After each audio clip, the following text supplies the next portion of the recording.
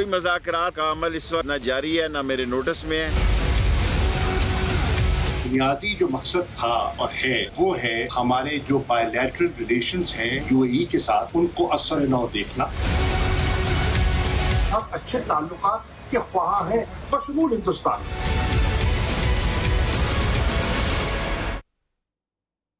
Welcome to Newsland. मैं हूं doctor Maria Zulfiqar Khan. Viewers, एक के बाद एक चैलेंज से नबराज़मादा हुकूमत जो है उसने मईशत की बागें और बढ़ती हुई महंगाई को काबू में लाने के लिए अपने चौथे वज़ीर ख़जाना को मैदान में उतार दिया है। नए वज़ीर ख़जाना जो कि माजी करीब में, ज़्यादा दूर नहीं, माजी करीब में इसी हुकूमती पॉलिसीज़ को कड़ी तनकीद का निशाना बनाते रहे, क्या अब वो खुद बतौर वज़ीर ख़जाना महंगाई पर काबू पाने और मईशत को ट्रैक पर वापस लाने में कामयाब हो जाएंगे? मईशत की मुश्किलात के अलावा भी अगर देखा जाए तो मौजूदा हुकूमत के लिए एक बड़ा चैलेंज, एक बहुत बड़ा चैलेंज जो है वो माशरे में बढ़ती हुई नज़रियाती तकसीम है, जो कि इंतशारी सियासत के हाथों यरगमाल बनी हुई है। जब मुल्क में अदम इस्तेकाम होगा तो चीज़ें कैसे बेहतर होंगी? अंदरूनी हालात के साथ साथ बैरूनी ख़तरात भी हमारे सर पर इस वक्त जो मंडला रहे हैं, उसमें अगर सर फहरिस्त बात की जाए तो अफ़गानिस्तान से जो अमरीकी इनखला हो रहा है उसका इंतहाई मरला, अहम मरला इस वक्त जो है वो उस अहम मरले पर इस वक्त खड़ा है। और साथ ही साथ वज़ीर ख़ारजा शाह महमूद कुरैशी यूएई के दौरे पर हैं और इसके बाद टर्की और ईरान के दौरे पर भी जाएंगे। इन दौरों का मरकज़ी नुक्ता बाहमी ताल्लुकात के अलावा अफ़गानिस्तान का अमन भी है। पाक भारत ताल्लुकात में यूएई के किरदार के हवाले से अमरीका में अमरात के जो सफ़ीर हैं उनका बयान आना और फिर शाह महमूद कुरैशी का ऐसे वक्त में यूएई में होना जबकि भारतीय वज़ीर ख़ारजा भी वहाँ मौजूद हैं, इसकी क्या अहमियत हो सकती है? क्या ये समझा जाए कि पाक भारत बैक चैनल्स जो हैं वो एक्टिवेट हुए हैं, जो बातें हो रही हैं उनमें आखिर कितना दम है, इस पर भी जो है वो हम बात करेंगे। अवैस तौहीद साहब हमारे साथ मौजूद हैं, नज़ीर लगारी साहब हमें ज्वाइन कर रहे हैं और ब्रिगेडियर हारिस नवाज साहब भी हमें ज्वाइन कर रहे हैं।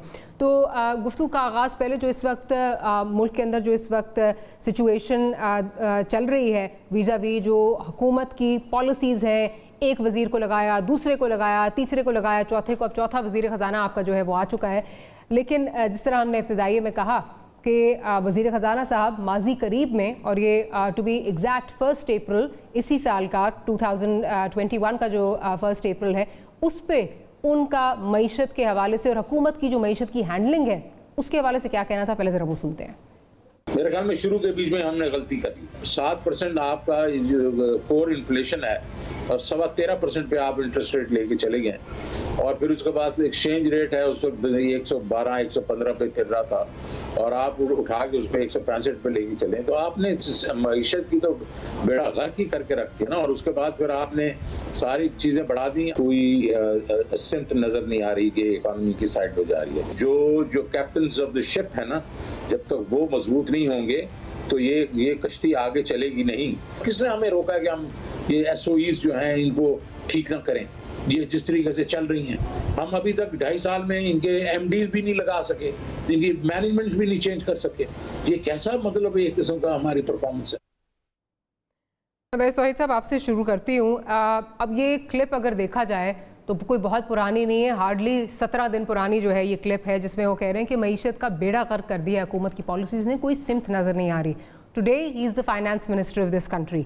आर यू एक्सपेक्टिंग कि कोई चेंजेस ये ला पाएंगे, जबकि उन्होंने हकीकत एज अपना जो अनबायस्ड व्यू है वो आपको वो ऑलरेडी दे चुके हैं, एक कोई रोज़ी पिक्चर पेंट नहीं की, बिकॉज ऑब्वियसली अभी जब ये इंटरव्यू हुआ है तो साइडलाइन से वो देख रहे हैं, एक इंडिपेंडेंट पॉइंट ऑफ व्यू दे रहे हैं। क्या आप एक्सपेक्ट कर रहे हैं कि कोई बेहतरी आएगी या फिर इनके अलावा 5वां वज़ीर ख़जाना भी आ सकता है? देखिए, शौकत तरीन साहब एक तजर्बेकार फाइनेंस मिनिस्टर हैं, पाकिस्तान पीपल्स पार्टी के दौर में हुए भी थे और फिर एक अच्छी रेपुटेशन है, एक बैंकर रहे हैं और उन्होंने एक तरह से इस मौजूदा हुकूमत जिसके अंदर वो वजारत ख़जाना का उन्होंने ओहदा संभाला है, उससे कुछ दिन पहले ही इस टीवी शो पे एक तरह से चार्जशीट पेश कर दी है इसी मौजूदा हुकूमत के खिलाफ कि उनकी माशी पॉलिसियाँ नाक़िस रही हैं या फिर उनकी सिमत जो है उसका बिगाड़ जो है उसका उन्होंने बता दिया, जिसका चर्चा हम जैसे न तजर्बेकार और तजर्बेकार इकोनॉमिस्ट जो हैं वो करते रहे हैं कि किस तरीके से स्टेट बैंक के गवर्नर बाकर रजा साहब जो हैं, जो अमूमी तौर पे तासुर यही है कि IMF की तरफ से आए हैं और उन्होंने जो इंटरेस्ट रेट जो बढ़ा दिया, उससे जिस तरह इन्फ्लेशन हुई है, जिस तरीके से बिगाड़ हुआ है, उसी का जिक्र शौकत तरीन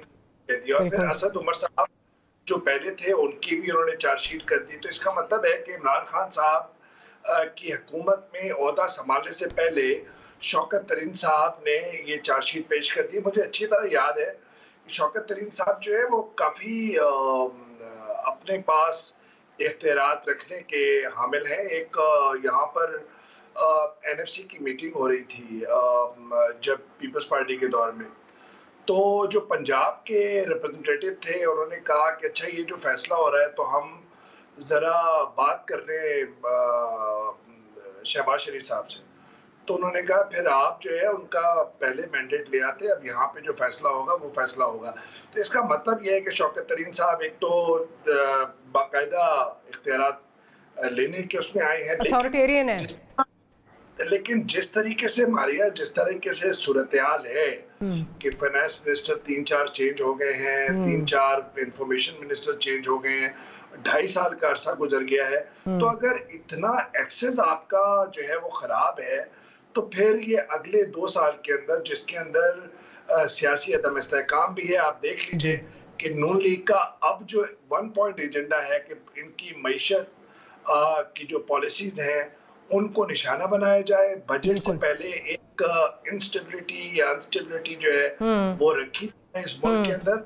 और वो आज देख लें, मरियम औरंगजेब को देख लें, फिर मैं ट्विटर अकाउंट जो है मैं चेक कर रहा था मरियम नवाज शरीफ साहिबा का, उन्होंने भी जो है सिर्फ रीट्वीट कर रही हैं या सिर्फ उन्हीं पे इक्तफा कर रही हैं जिन पे महंगाई का जिक्र हुआ, सच्चा हुआ है।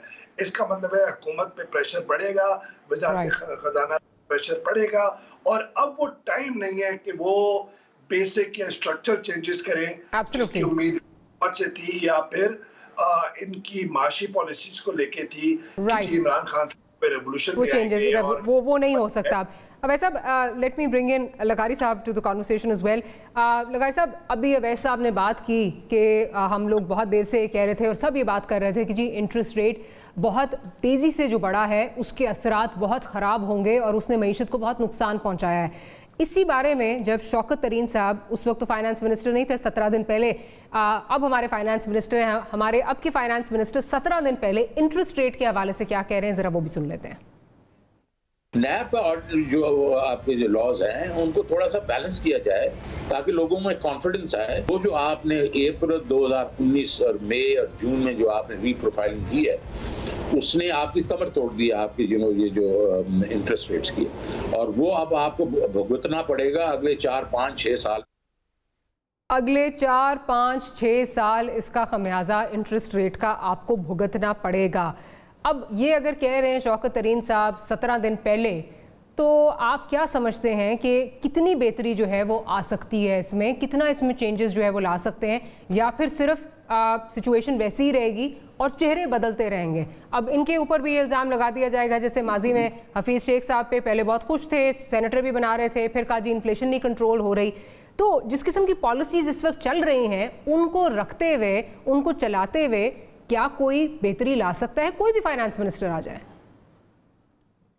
देखिए, फाइनेंस मिनिस्टर के तौर पर इनका तजर्बा भी है और हफीज शेख साहब का तजर्बा भी था, और असद उमर भी एक अच्छे माहिर थे मईशत के, और उन जो इदारे वो खुद चलाते रहे हैं वो अच्छे खासे प्रॉफिट में चलते रहे हैं, और उनका भी एक तजर्बा था।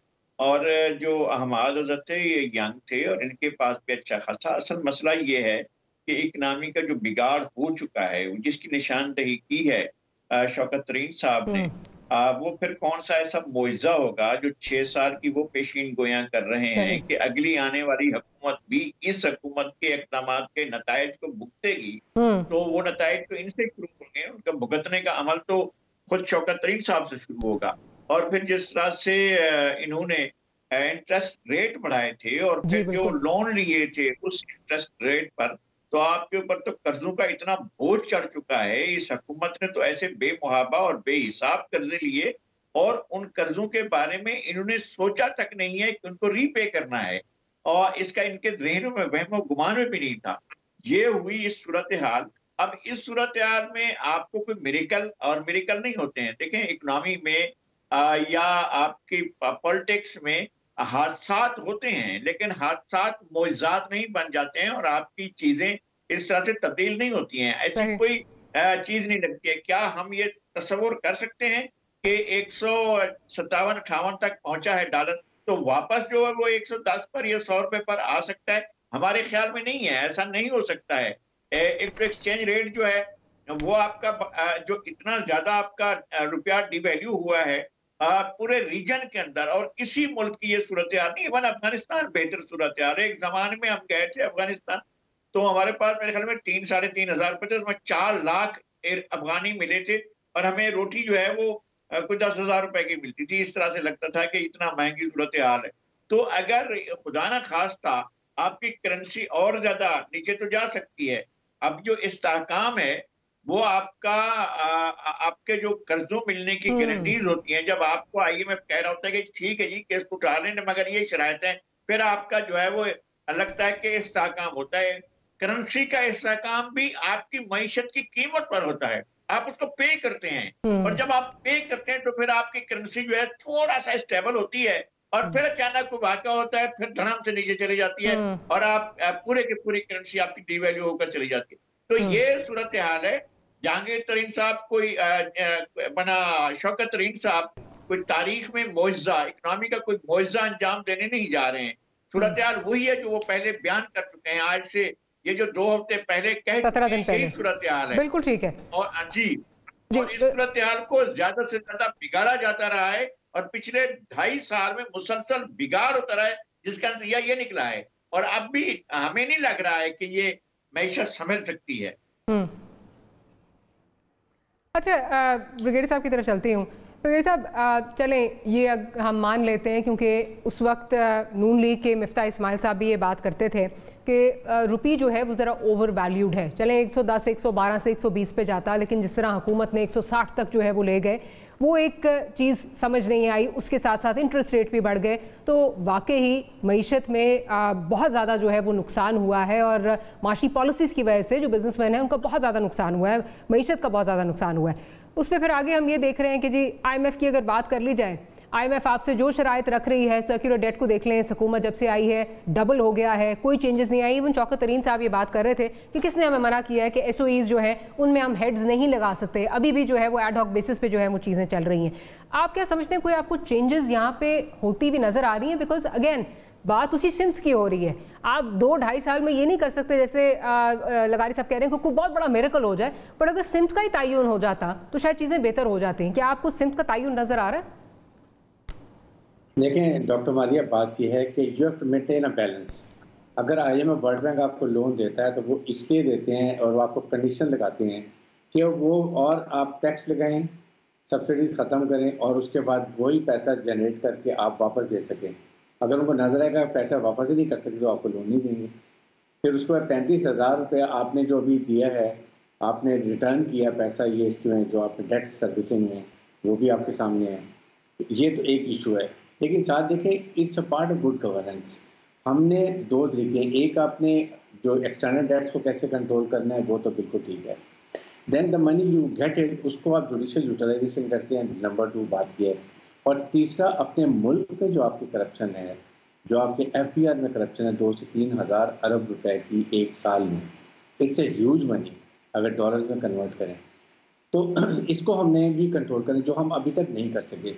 और यही हमारे ये गवर्नमेंट का एक मैनिफेस्टो था कि हम करप्शन खत्म करेंगे और लूटा हुआ पैसा वापस लाएंगे। उसके लिए आपको 2-3-4 आपको स्ट्रॉन्ग स्ट्रैटेजी चाहिए। Number 1, federal government, supreme court of Pakistan, chief justice और NAB ये आपस में बैठते स्ट्रैटेजी बनाते कि हमने लूटा हुआ पैसा कैसे लेना है और NAB के केस कैसे एक्सपेडाइट करना है, मॉनिटरिंग जज कैसे लगाना है और हमने रिकवरी FBR को हमने किस तरीके से करना है। कस्टम, इनकम टैक्स में जो पैसा हमारा 2 से 3 हज़ार अरब रुपया लूटा जाता है एक साल में, आप कस्टम के इनकम टैक्स ऑफिसर्स का हाल देखिए किसी के रह गए, इवन के जो लो स्टाफ है। तो ये इसका भी हम कुछ नहीं कर सकते। कितने आपने एफबीआई के चेयरमैन बदली किए हैं, we could not get that. फिर मेरिट के ऊपर भी हम नहीं चल सके। ये चीजें अच्छा ब्रिगेडियर साहब, I am sorry to interject, लेकिन इसी से अगर जोड़ूं और आपका इस पे पॉइंट ऑफ व्यू लूं, एक तरफ तो हमें लग रहा है पॉलिसीज कोई नज़र नहीं आ रही, कोई पॉलिसी जो पॉलिसी की सिमत कहीं नज़र नहीं आ रही, दूसरी तरफ सियासी अदम इस्तेकाम हमें नज़र आ रहा है, तीसरी तरफ जो इस वक्त एक डिवाइसिव पॉलिसीज़ जो डिवाइसिव वेव एक नज़र आ रही है हमें, जिसमें नज़रियाती एक आपका जो अदम इस्तेकाम है इस वक्त नज़र आ रहा है। मुल्क में हम देख रहे हैं किस तरह इंतशार जो है वो फैला हुआ है, उसका भी तो मईशत पे इफेक्ट आएगा ना, उसका भी तो जो है वो हमारी इकॉनमी उससे भी तो सफ़र करेगी। Doctor Maria, this is one of the major factor जो हम लोग रियलाइज नहीं कर रहे हैं। इकोनॉमी जिसकी बात नहीं करते हैं, politician they have their own point of view to ponder and to excel it. बात यह है कि कितना बड़ा नुकसान होता है। आप एक पहले आपने मौलाना फजलुर रहमान ने एक तारीख चला दी, उसके बाद कोविड ने आपको एनसर्कल कर लिया, अभी तक एनसर्कल इससे नहीं निकले, तो आपको उसके बाद ये पीडीएम बन गया। उन्होंने जो आपके साथ एनिमी नैरेटिव को इनएडवर्टेंटली आई मुझसे उसको लेके चल पड़े कि जी फौज, उसके बाद गवर्नमेंट, फौज और अवाम में दूरियां पैदा कर दो, खुदा न खास्ता कमज़ोर फौज को कर दो, जो हो गया। And now last one is not TLP. So ये चीज़ों को हमें रियलाइज करना है। आपके मुल्क में इकोनॉमी उस वक्त ठीक होती है जब स्टेबिलिटी होती है, जब बिजनेस फ्लरिश होता है। आपके कोविड से भी रिस्ट्रिक्शन लगी हुई है, फिर आपके साथ ये गिराओ जलाओ ये शुरू हो जाता है। कोई फॉरेन इन्वेस्टमेंट पाकिस्तान में आना नहीं चाहता, आपकी इंडस्ट्रियलाइजेशन नहीं होती। चलें, उसके बाद चौथी ऑप्शन दी, आप कम से कम अपने एग्रीकल्चर को तो लेके चलें। आपका इकोनॉमिक एंजल एग्रीकल्चर इसलिए है कि 70% पॉपुलेशन है। जो मुल्क अपने मुल्क में कॉटन नहीं पैदा कर सकता, जो फूड में सफिशिएंट नहीं है, वो मुल्क क्या तरक्की करेगा? बिल्कुल, मैं जरा वैसे वहीद साहब की तरफ ये लेके चलती हूँ। वैसे तोहीद साहब, हमने देखा 15-16 साल हमने दहशतगर्दी की जंग में जो है वो हम जलते रहे, हमने हज़ारों लोग अपने जो है वो शहीद कर दिए, हमारा इतना इकॉनमी का हमारा इतना जो है वो बेड़ा गर्क हो गया, और फिर देखा कि किसी हद तक हम उसमें से निकल रहे हैं। वॉर ऑन टेरर कामयाबी से जो है वो चल रही थी और हम अभी भी मतलब उसमें से गुजर रहे हैं किसी हद तक, लेकिन काफ़ी हद तक हमने काबू पा लिया है। अब ये जो नया फिनोमेना जो आया है, it seems like history is repeating itself. मुझे बताएंगे आप क्या समझते हैं, हम इसको किस तरह टैकल कर सकते हैं ताकि history does not repeat itself, we can not go through it again? ये जो नया फिनोमेनन की बात कर रही हैं आप, जाहिर बात है कि तहरीक लबैक वाले आप फिनोमेनन की बात कर रही हैं, अगर मैं सही समझा हूँ। बिल्कुल जी। और जी देखिए, ये जो जत्थे हैं, ये जो मजहबी इंतहा पसंदी वाले जत्थे हैं, ये ना रियासत को काबिल कबूल हैं, ना इस माशरे को हैं, ना इस माशरे की अक़दार के साथ कोई मुताबिकत रखते हैं। इनके साथ हमने माजी में भी कहा है, चाहे वो हाफिज गुल बहादुर हो, चाहे वो कमांडर नेक मोहम्मद हो, चाहे वो सूफी मोहम्मद हो, चाहे वो मुस्लिम खान हो, चाहे वो एहसानुल्लाह हो, चाहे ये तहरीक लब्बैक के लोग हैं, इनके साथ मुआहिदे नहीं करने चाहिए। जब आप मुआहिदे करते हैं तो रियासत कमज़ोर होती है, और जब रियासत कमज़ोर होती है और साथ साथ में आप लिबरल और प्रोग्रेसिव फोर्सेस या मुतदल जो क़ुव्वतें हैं उनको भी आप कमज़ोर करते हैं। आप देख लीजिए कि ये 2-2.5 साल के अंदर ये फिनोमेनन कितना बढ़ गया कि ये अब हमारे एहलकारों को यरगमाल बनाएंगे, माशरे को यरगमाल बनाएंगे। पहले इन्होंने फैजाबाद में रखे, पूरे मुल्क को इन्होंने हॉस्टेज बनाने की कोशिश की। अब ये कहते हैं कि जी फ्रांस के सफीर को निकाल दें। ये डिबेट करेंगे कि हमारी फॉरेन पॉलिसी क्या होनी चाहिए। आज जो इन्होंने तूफान बदतमीजी किया, जिस तरह मैदान जंग हुआ, बहुत अफसोसनाक इस तरह की इमेजेस है मारिया, क्योंकि जब हम एक नाजुक मरहले पर हैं, फेटअप का मसला अभी फिर खड़ा है, इंडिया और जो दूसरी दुश्मन ममालिक है वो पूरी लॉबिंग कर रहे हैं, उस सारे मामलात में आप अपना इमेज इस तरह बेहतर कर सकते हैं। इनको तरीके से कानून और आइन की बालादस्ती होनी चाहिए, लेकिन साथ साथ में मारिया एक कमजोरी जरूर है, और वो ये है कि हुकूमत ने इनके साथ मुआहिदा किस तरीके से कर दिया, और पार्लियामेंट के अंदर ना सियासी कोई उस पे ऊपर बातचीत हुई। हम फ्रांस के जो सफीर है उसको पार्लियामेंट या आगे हम इस पे गौर करेंगे। गौर भी क्यों करेंगे? ये इनका कोई प्रेरोगेटिव ही नहीं है। ये अपनी लेजिटिमेसी आप इनको जितना देंगे उतना ये माशरे को यरगमाल बनाएंगे, मैं तो इस मामले में बिल्कुल क्लियर हूँ और मैंने 40 ये देखा है, 30 साल में अपनी सहाफती जिंदगी में देखा है, वो चाहे तालिबान हो, चाहे वो तहरीक तालिबान पाकिस्तान हो, चाहे फिरकाना जमातें हो और चाहे ये तहरीक लब्बैक हो। आप देखिए। और दूसरी बात मारिया कि आप इनको ये सोचना चाहिए, हमारी रियासती इदारों को, हुकूमत को, कि आप पाबंदी जो है वो लगा के आप डिसइंफॉर्मेशन फैलाते हैं मेन स्ट्रीम मीडिया पर। हम सारे लोग जिम्मेदार हैं। हमें पता है 2009 के अंदर when I was director news, आपको पता है आप उस जमाने में एक्सप्रेस में थी, मैं उस वक्त एक प्राइवेट चैनल को हेड कर रहा था। हमने बैठ के GHQ पे जब हमला हुआ, हमने उसके बाद एक पूरा मुआहिदा किया, एक ज़ाब्ते अखलाक बनाया।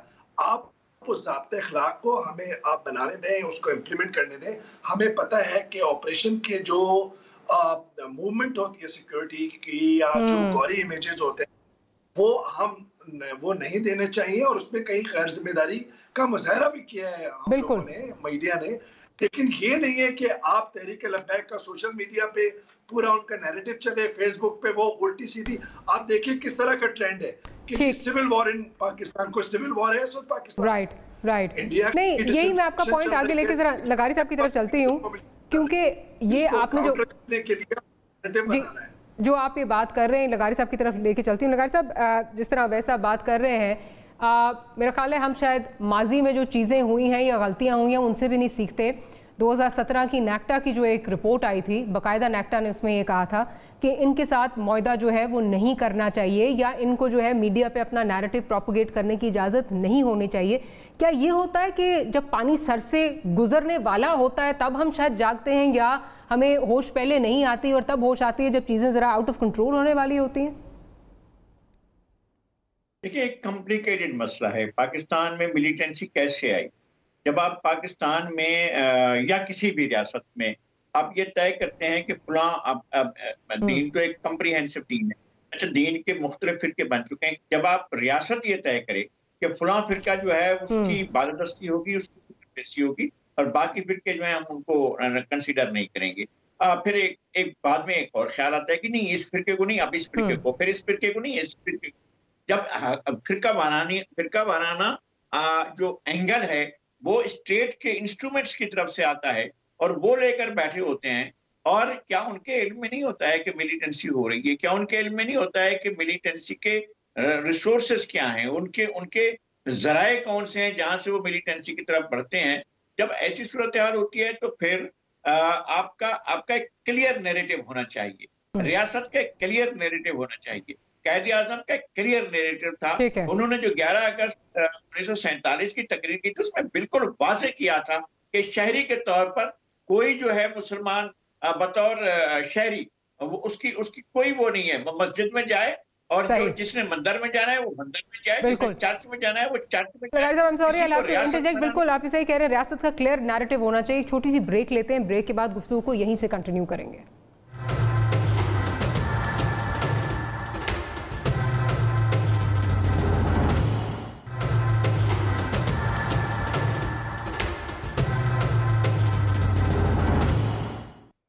Welcome back after the break. Break से पहले बात हो रही थी जो इस वक्त मुल्क में जो इंतशार चल रहा है उस पर बात हो रही थी।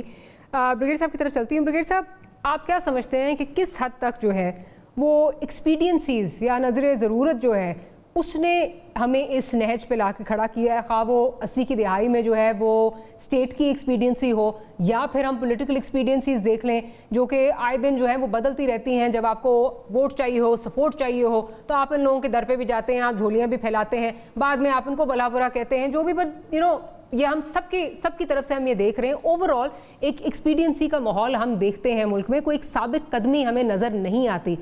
आप समझते हैं कि इस वजह से भी this is also part of the reason, ये बिगाड़ के लिए रिस्पॉन्सिबल है ये? लेकिन the PTI government has gone through lot of turmoils. Maulana Fazlur Rahman ने पहले आपको याद आते ही एक प्रॉब्लम क्रिएट शुरू कर दी, फिर उसके बाद कोविड ने किया, उससे भी गवर्नमेंट परेशान थी, फिर पीडीएम ने एक और नया सिलसिला शुरू कर दिया तो कहीं आप जाके डायगन हुए, और इसके बाद साथ ही साथ साइमल्टेनियसली टीएलपी का मसला हो गया। I think that was the reason कि गवर्नमेंट थोड़ा सा पैसे हो के दे नेवर वांटेड कि इतना ज़्यादा वॉलेटाइल सिचुएशन हो जाए कि पीडीएम को भी इसका फ़ायदा हो और खामोशी से उन्होंने टीएलपी को कंट्रोल करने की कोशिश की है, but that was not the way. Government को कभी भी अपनी कमजोरी ज़ाहिर नहीं करनी चाहिए। एंड देन खास तौर पे ये आप कहें कि हम आपके अपने ट्रांसपोर्ट चीफ को 2-3 महीने में भेज देंगे, how can you do it? 27 European countries हैं, यूरोपियन यूनियन की कंट्रीज हैं। अगर एक को भेजेंगे सारे आप अपने वजीर वापस वैसे बुला लेंगे, and then you have to pay. या तो उनके अपने पूरे लोन उतारे ना उनके पहले, अगर इतने हमारे में अकड़ है तो ठीक है, फिर पूरा लोन भी उतार देंगे जी, ले हमें आपकी जरूरत नहीं है। देन इसका मैसेज क्या जाता है?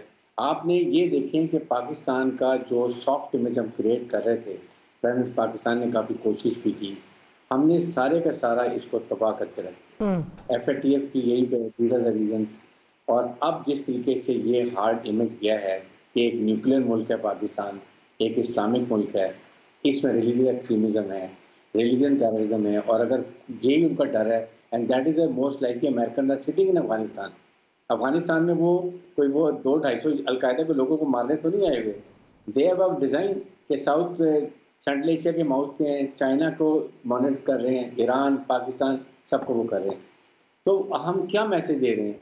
ये सबसे बड़ी ख़तरनाक सिचुएशन है, इसीलिए ये स्टेप लेना पड़ा। अब लास्ट जो अभी लिया है इसलिए कि अगर ये नहीं लेंगे तो फिर तो आपका दुनिया में क्या चला जाएगा आपके सामने। आई am sorry with all due respect, मैं सिर्फ पीटीआई की हुकूमत की तरफ जो है वो I wasn't Poynting fingers at them. मैं ओवरऑल हम जो पिछले 70 साल में हम देख रहे हैं, हम यही चीज़ें देखते हैं। एक फिनोमेना आता है, फिर उसको आप बैन कर देते हैं, फिर आप उसके पास वोट के लिए भी जाते हैं, फिर आपको ज़रूरत पड़ती है आप उसको इस्तेमाल भी करते हैं। ये हम एक देखते हैं, this is a vicious cycle that we are going through. मैं उस कॉन्टेक्स्ट में आपका पॉइंट ऑफ व्यू लेना चाह रही थी कि ओवरऑल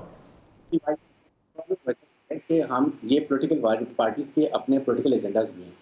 कोई रिलीज पार्टीज को सपोर्ट करता है, कोई सदर्न पार्टी जितने भी साउथ में सपोर्ट करता है, कोई आप दूसरी पार्टी को सपोर्ट करते हैं। इशू इज द वोट, आपने वोट बैंक बढ़ाना होता है, नॉट रियलाइजिंग कि एक अपनी स्ट्रेटजी बनाए। पॉलिटिकल पार्टीज को हम यहाँ पे सिर्फ होली सोली ब्लेम तो नहीं कर सकते। अगर टीएलपी को इजाजत मिली है इलेक्शन लड़ने की, उनको रिकग्नाइज किया गया एज अ पार्टी, तो वो हमारे मुल्क के इलेक्शन कमीशन ने किया है। हमारे मुल्क के पीछे जो सारे मतलब जब एक पार्टी आती है, मुझसे ज़्यादा आप जानते हैं उसके कितने बैकग्राउंड चेक्स होते हैं, क्या क्या होता है, सारा कुछ होता है। तो एक ही पॉलिटिकल पार्टीज पे सिर्फ हम नहीं डाल सकते सर। लेकिन डॉक्टर मारी उसमें भी there are reason, I think they thought election commission ने भी कि इनको अगर इलेक्शन के लिए पोलिटिकली आप रजिस्टर कर लें तो ये शायद मेन स्ट्रीम में आके अपना स्टांस ठीक कर दें, पॉलिटिक्स में आ जाए। लेकिन इसको उन्होंने इतना एक्सप्लॉइट करना शुरू कर दिया, तो अब now every time the government and the election commission think over कि आइंदा के लिए आपने एक तो अगर किसी को बैन किया है तो फिर उनको किसी और फॉर्म में भी रजिस्टर मत होने दें, और फिर उसके बाद इंश्योर करें कि उनको आइंदा के लिए इस तरह के एजेंडे को नहीं कामयाब होने दें।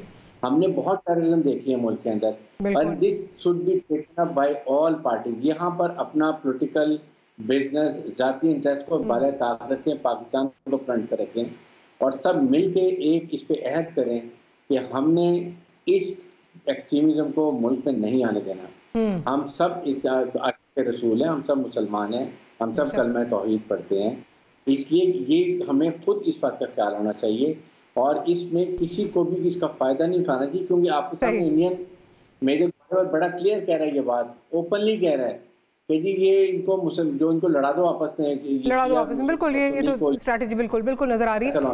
अच्छा, ज़रा अवैस साहब की तरफ चलती हूँ। अवैस साहब, मुझे ये बताइए कि जो ये बात की जा रही है कि मेन स्ट्रीमिंग करके इनको पॉलिटिकल फोल्ड में लाया जाए, has that been a successful experiment? Because माजी में भी आपने किया है। क्या सिर्फ ये इजाज़त इनको दे देना उसी माइंडसेट के साथ, क्या आप समझते हैं कि वो एक कोई सोल्यूशन है टू द प्रॉब्लम? करें मेन स्ट्रीमिंग, बट जी मारिया बिल्कुल नहीं सोल्यूशन। देखिए कि आप इनको मेन स्ट्रीम के बयानिए में लेकर आते हैं या इनकी मेन स्ट्रीमिंग में, इनके बयानिया में हमें और आप सबको झोंकते हैं। ये मेन समझने की बात है कि इनका बयानिया वही होगा। देखिए, सूफी मोहम्मद जो है उनके साथ एक निज़ाम अदल जो है, एक केएनपी और पीपल्स पार्टी की हुकूमत थी और हमारी फौज भी वहां पे थी। एक एग्रीमेंट साइन हुआ, उसके 2 रोज बाद ही सूफी मोहम्मद ने कहा कौन सा पार्लियामेंट, कौन सा आइन, कौन सा कानून, हम तो ये नहीं मानते जी। अब तो इनके अगर इनके कानून और इनके आइन पे जाएंगे तो वो तो कोई इस पूरी दुनिया के अंदर कोई भी इनका कानून नहीं हो सकता, ना तालिबान का स्टाइल का यहाँ पे कोई निजाम तो नहीं लेकर आ सकते, तो ना इनको इजाजत हो सकती है। देखिए, मेन स्ट्रीमिंग का मसला ये है कि ये तो हमें पता है कि एक प्रॉब्लम है और इसके अंदर लिबरल प्रोग्रेसिव फोर्सेस को भी यहाँ पे कंसीड करना चाहिए कि ये स्टेट के लिए, इंस्टीट्यूशंस के लिए एक मसला है कि माजी की जो भी गलतियां हुई अगर उन्हीं पे सर पीटते रहेंगे तो फिर आगे कैसे बढ़ेंगे। लेकिन उसका ये वाला नतीजा नहीं है। देखिए, 1.5-2 साल पहले की तो बात है ना हमारी, कि जब काजी फाइज ईसा साहब का केस आया था फैजाबाद धरने पे, उन्होंने क्या पूछा था? उन्होंने कहा था कि अकाउंट्स इनके कहाँ से हैं, इनके पास वेपन, फॉरेन फंडिंग, ये इतनी मॉन्स्टरस किस्म की, ये इतनी पावरफुल ताकत कैसे बन गई है ये फोर्स। तो उस वक्त हमारे जिम्मेदार लोगों ने क्या जाके कहा कि ये हमारा मैंडेट नहीं है।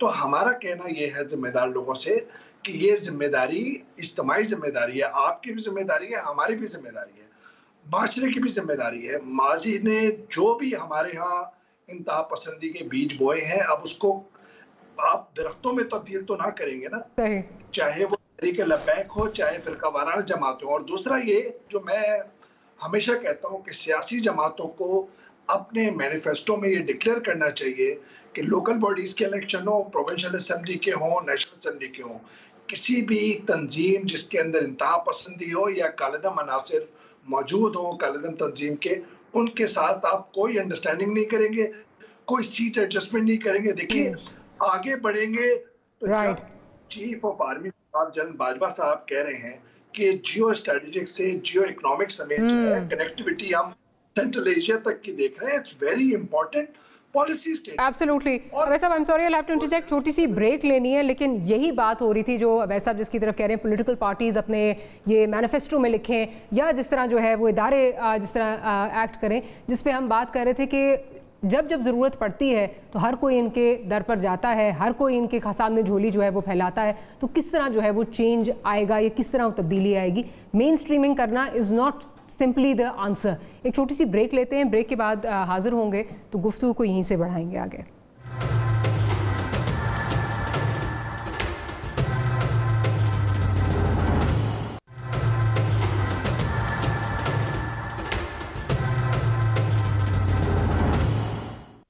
Welcome back after the break. Break से पहले बात हो रही थी कि मुल्क के अंदर जो है वो क्या सिचुएशन चल रही है। अब अगर ख़ित्ते की बात कर ली जाए तो एक तरफ अफ़गानिस्तान से अमरीकी फ़ौजों का इनखला जो है वो नज़र आ रहा है, साथ ही साथ जो पाकिस्तान और इंडिया के मामलात हैं वहाँ पे भी कुछ चीज़ें जो है वो तब्दीली की तरफ लगता है कि जा रही हैं, उस पर भी बात करेंगे। मैं ज़रा नज़ीर लगारी साहब की तरफ चलती हूँ। लगारी साहब, पहले अगर बात हो जाए जो इंडिया पाकिस्तान का इस वक्त इशू चल रहा है, जिसमें ये कहा जा रहा है कि दोनों फॉरेन मिनिस्टर्स, हमारे फॉरेन मिनिस्टर भी वहाँ पे मौजूद हैं, इंडियन फॉरेन मिनिस्टर भी जो है यूएई तशरीफ़ लेके जा रहे हैं at the invitation of the UAE government, वहाँ पे दोनों मौजूद हैं। और इस वक्त कयास राइयाँ हो रही हैं कि वहाँ पे कोई बैकडोर चैनल्स जो हैं वो चल रहे हैं, और स्पेशली जो जब से यूएई के जो सफ़ीर हैं उनका जो एक बयान थिंक टैंक को दिया हुआ बयान है वो जब से सामने आया तो उस पर बहुत ज़्यादा बातें हो रही हैं कि यहाँ पे कोई बैकडोर चैनल एक्टिवेट हुआ है। आप क्या देख रहे हैं? चीज़ें बेहतरी की तरफ गामजन हो सकती हैं, होने जा रही हैं? आप क्या देख रहे हैं? सिर्फ 1 मिनट लूंगा, जो गुज़श्ता आपका सवाल था पर वो सिर्फ 1 मिनट लूंगा। वो ये कि जब स्टेट सोसाइटी को डीपोलिटिसाइज करने जाती है तो इस तरह के सहारे ढूंढती है जो मिलिटेंसी की तरफ जाती हैं।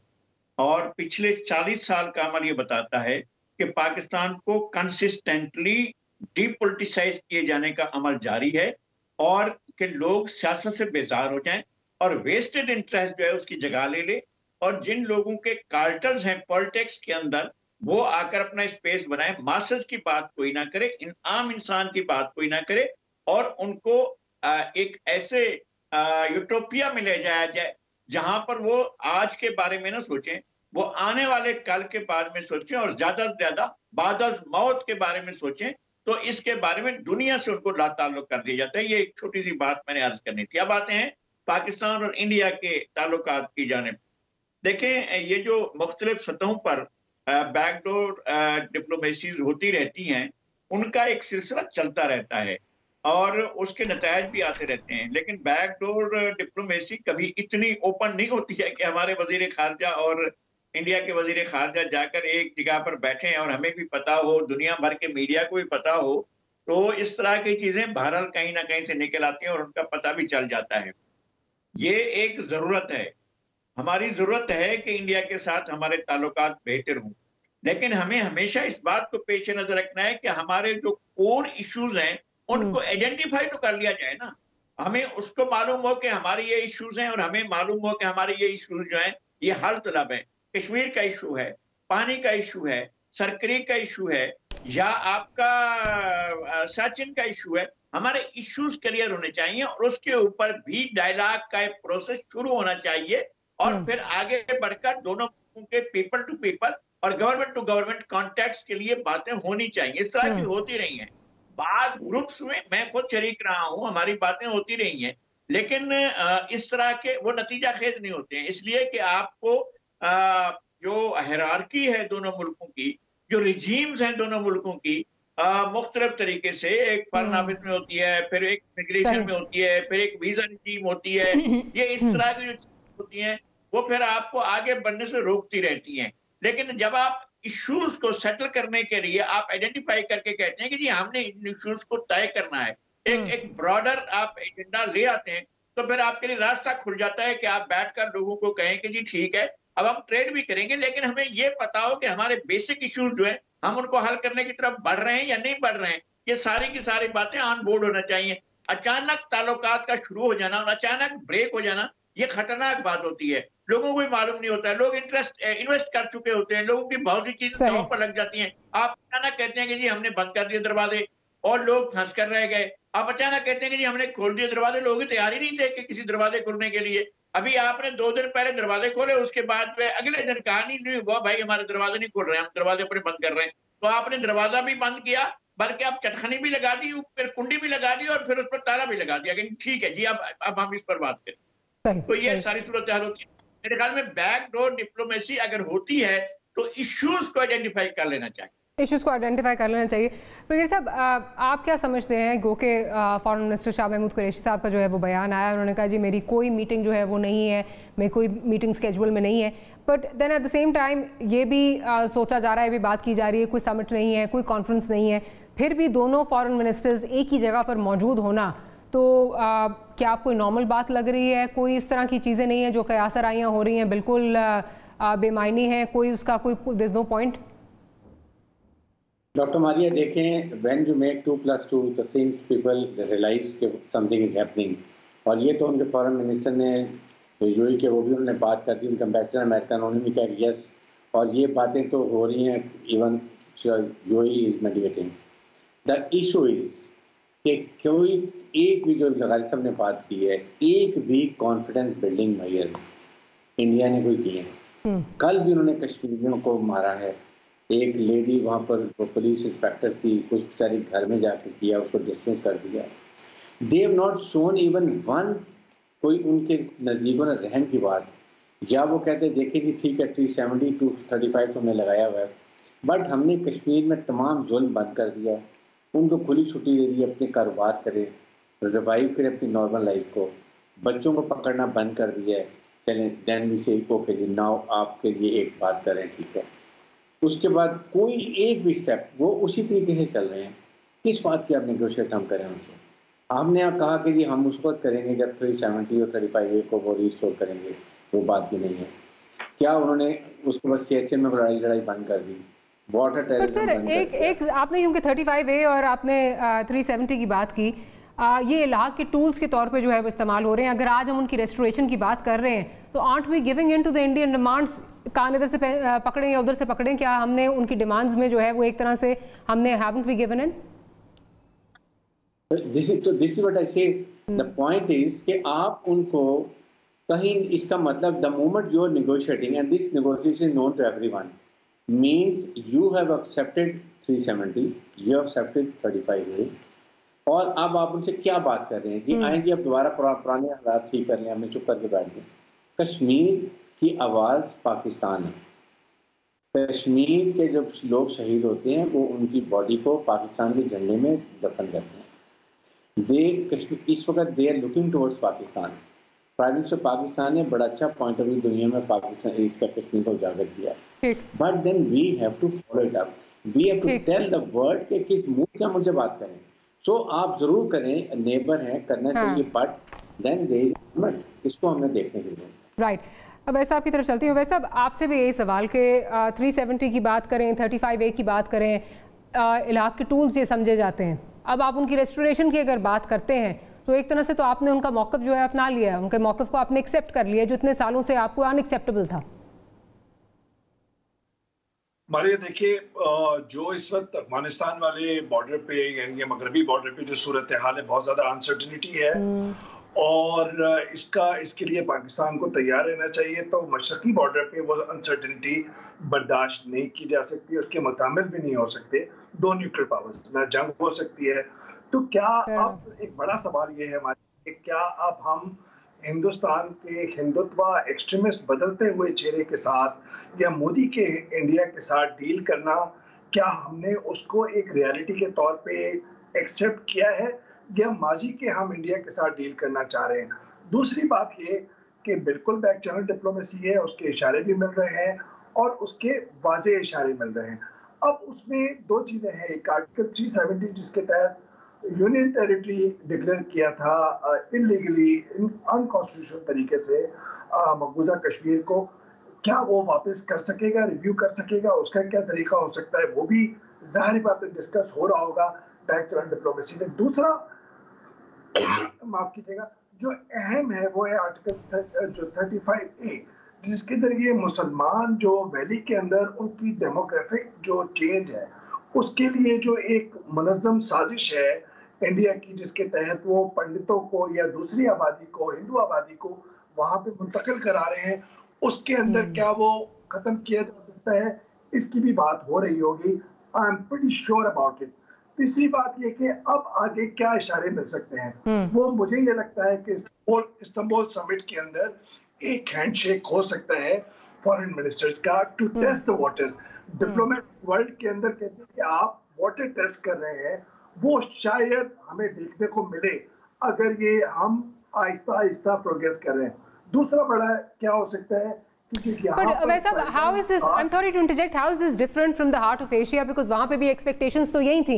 UAE, अमेरिका दोनों जो हैं वो कोशिशें कर रहे थे, but उस तरह चीज़ें नहीं, वहाँ पे कोई आइस ब्रेकिंग नहीं हुई। आपको क्या लगता है मुख्तलिफ कैसे है? मैं कुछ बैकग्राउंड इत्तलात की बुनियाद पे ये जुमला कह रहा हूँ। ठीक है। To test the water, quote and quote जो मैं आपसे बात कर रहा हूँ, ये हार्ट ऑफ एशिया में भी बात हुई है और ये एक पॉसिबिलिटी है। मैं नहीं कह रहा कि कंफर्म है, स्केड्यूल तो नहीं है ये, लेकिन ऐसा हो सकता है, टू टेस्ट द वाटर। दूसरा ये है कि T20 वर्ल्ड कप जब इंडिया के अंदर होगा तो पाकिस्तान की टीम के जाने के कभी इम्कानात हैं इंडिया के अंदर, और अगर सेमीफाइनल तक पहुंचती है तो फिर ये भी हो सकता है कि हमारे डिग्नेटरीज वहां जाएं। और सबसे बड़ी बात, आखिरी बात ये कि अगर सूरत हाल बेहतर चलती है, जिसके जाहिर बात है मुश्किल है और है, तो फिर यहाँ पे मोदी आ सकते हैं। चले, मैं I am sorry, I have to interject and close the programme. आपका बहुत शुक्रिया लगारी साहब, आपका बहुत शुक्रिया, ब्रिगेडियर साहब आपका बहुत शुक्रिया। Will see you next week. Good night, Allah हाफिज़।